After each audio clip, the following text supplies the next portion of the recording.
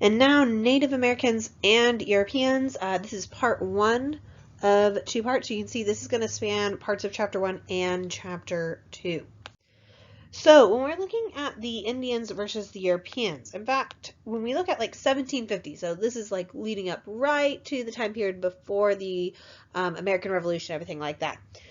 Really, if you look at the number of Europeans and Africans in the Americas, they outnumber the number of Native Americans, at least, especially in the area that's north of the Rio Grande River.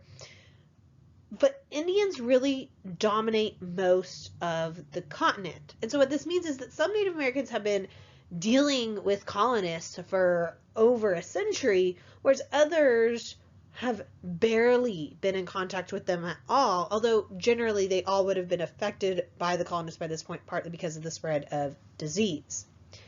We're going to have 3 different groups that we're going to look at here: the Spanish, the French, and the English.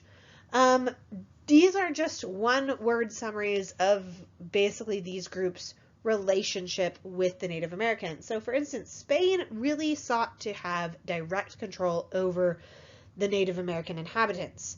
But to do this, they needed Spanish military force. Sometimes Spanish colonists might be given the right to like collect tribute from Native peoples living in a specific area. A lot of times this wasn't meant to be forced labor, but oftentimes that's exactly what it was. Other places that were under Spanish control might have like a mandatory draft of Indian labor for public projects. So there'd be like building forts or bridges or roads, things like that. And the idea was that, oh, these benefit the Native Americans just as much as they benefit the Spanish colonists. We also see things like Native Americans oftentimes would hold each other hostage from different tribes. And what would happen is the Spanish would come in and oftentimes pay the ransom to free certain Native Americans.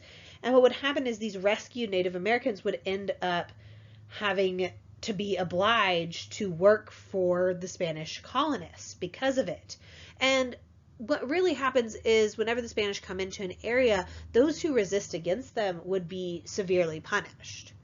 Now, generally speaking, when you look at the French relationship to the Native Americans was a relationship based off of trade. Some people would say they're the most successful in their relationship with the Native Americans, but it depends how you define the success. So just kind of keep that in mind. But the French were very much successful in trading with Native Americans. But don't just think, oh, that's a really peaceful idea, because the thing is, there are a lot of problems that came with trade. For instance, disease almost always followed immediately after whenever the Native Americans were in contact with European traders. Also, Europeans could control Native Americans using trade as well. They might do things like, oh, we'll trade certain goods for other goods, but in advance with the Native Americans, and this would make different tribes of Native Americans like obliged to sell back to them first and everything. They might do, also a big thing is that this just affects Native Americans overall, because Native Americans then would start increasing their hunting for certain commodities like beaver furs to have enough to trade for coveted European goods. And so what this really ends up doing is it encourages a lot of violence between different Native American groups, because they're basically competing against each other to replenish their European supplies, as well as they're competing against each other already because their numbers have been dwindling so much due to disease. And then added on top of this, they're trading for European goods like firearms, which means these conflicts between different Native American tribes become even deadlier. What we're really seeing with this trade is Indians are going to eventually depend on the Europeans and their goods. Their life is changing. And then the English relationship was, more than anything, we're going to see it eventually, is about land, and they're going to want to displace the Native Americans from their land. And so a lot of this is going to come into the fact that there is a lot of competition directly for lands for farming between the English colonists and the Native Americans. Now, what we're seeing at this time is that the English colonists are increasing both naturally through, childbirth and through immigration, whereas the Indians are decreasing due to disease. And there's a lot of conflicts about how to use the land. And they saw about how they should use the land very differently. What would happen is things like the colonists would come in and there'd be some land that Indians weren't using, and so the colonists would go, oh, that land must be free for the taking. But a lot of times Native Americans would purposely set aside a site not to use and move on for about 10 to 20 years, let that site return to, forest or like non-farming activities like hunting, so that they could use that in the future. And so when the colonists took this land, a lot of times it's really depriving the Indians of their future more than anything else. There's also a lot of disputes and misunderstandings about land ownership and just property rights. For instance, for Native Americans, generally speaking, and keep in mind there's always exceptions to these things, villages would have sovereignty basically over a certain territory, and then they'd use the land collectively.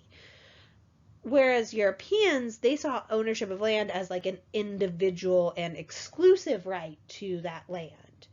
And so a lot of times when Native Americans even did sell land to the Europeans are viewing it as like they own that land outright and they can do whatever they want with it. Whereas the natives are going, no, we've just sold you the rights to kind of like use the land, not to own it.